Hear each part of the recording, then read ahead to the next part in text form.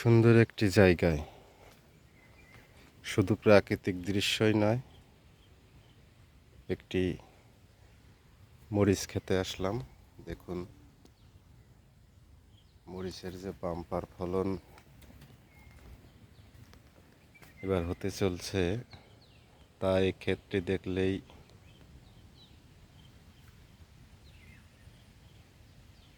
আসলে প্রাণ জুড়িয়ে যাচ্ছে।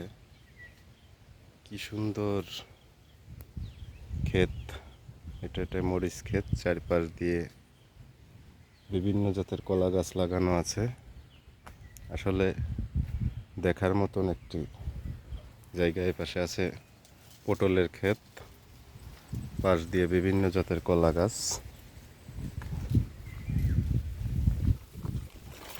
দেখার মতো। এই পাশে আরেকটি মরিচের ক্ষেত। দেখুন সুন্দরভাবে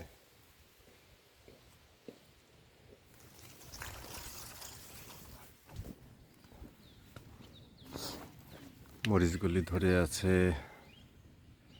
দেখুন একটি গাছে অনেক মরিচ, পাশ দিয়ে আবার ধুন্দুল গাছ, কলা গাছ, বেগুন গাছ সুন্দরভাবে সাজানো আছে। পুরা ক্ষেত